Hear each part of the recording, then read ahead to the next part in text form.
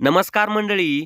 राम मंदिराच्या आतला भाग कसा दिसतो ते आज आपण या व्हिडिओमध्ये पाहणार आहोत. श्री राम जन्मभूमी तीर्थ क्षेत्राचे सचिव चंपतराय यांनी गुरुवारी अयोध्येतील राम मंदिराच्या आत सुरू असलेल्या फिनिशिंग कामाची काही ताजी छायाचित्र शेअर केली आहेत. अयोध्येतील भव्य राम मंदिराचे बांधकाम आणि व्यवस्थापनाची जबाबदारी श्री राम जन्मभूमी तीर्थ क्षेत्राकडे सोपवण्यात आली आहे. आज तत्पूर्वी श्री राम मंदिर बांधकाम समितीचे अध्यक्ष नरपेंद्र मिश्रा यांनी जिल्ह्यातील वरिष्ठ अधिकाऱ्यांसह राम जन्मभूमी पथ आणि संकुलात सुरू असलेल्या बांधकामाचा आढावा घेतला. नरपेंद्र मिश्रा यांनी वृत्त संस्थेशी बोलताना सांगितले की काम घाईघाईने केले जात नसून त्यात पुरेसा वेळ गुंतवून ते गुणात्मकरित्या केले जात आहे. बांधकामाच्या कामाचे 3 टप्प्यात वर्गीकरण करण्यात आले आहे. पहिला टप्पा डिसेंबर 2023 पर्यंत पूर्ण होईल. दुसऱ्या टप्प्यातील बांधकाम जानेवारीत पूर्ण होण्याची शक्यता आहे.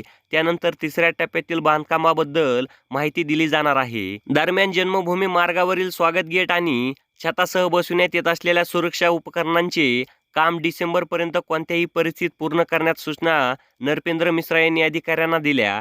मंदिराच्या अधिकाऱ्यांनी दिलेल्या माहितीनुसार 16 जानेवारीपासून 7 दिवसांच्या कालावधीत अभिषेक सोहळा होणार आहे. 16 जानेवारी रोजी मंदिर ट्रस्टने नियुक्त केलेले यजमान श्री राम जन्मभूमी तीर्थ क्षेत्र प्रायश्चित समारंभ आयोजित करतील. शरयू नदीच्या काठावर दशवी स्नान, विष्णुपूजा आणि गायीचा नैवेद्य होणार आहे. त्यानंतर 17 जानेवारी रोजी प्रभू रामाची मूर्ती घेऊन मिरवणूक अयोध्येत पोहोचेल. मंगल कलशात शरयूचे पाणी वाहून भाविक राम जन्मभूमी मंदिरात पोहोचणार आहेत. 18 जानेवारी रोजी गणेश अंबिका पूजा, वरुण पूजा, मातृका पूजा, ब्राह्मण वरण आणि वास्तुपूजनाचे औपचारिक विधी सुरू होतील. 19 जानेवारी रोजी पवित्र अग्नी प्रज्वलित केला जाईल. त्यानंतर नवग्रह आणि हवन अग्निभोवती पवित्र विधी स्थापना केली जाईल. राम जन्मभूमी मंदिराचा गाभारा 20 जानेवारी रोजी सरयूच्या पाण्याने स्वच्छ केला जाईल. त्यानंतर वास्तुशांती आणि अन्नाधिवास विधी होईल. 21 जानेवारी रोजी रामलालाच्या मूर्तीला 125 कलशांमध्ये स्नान घालण्यात येईल.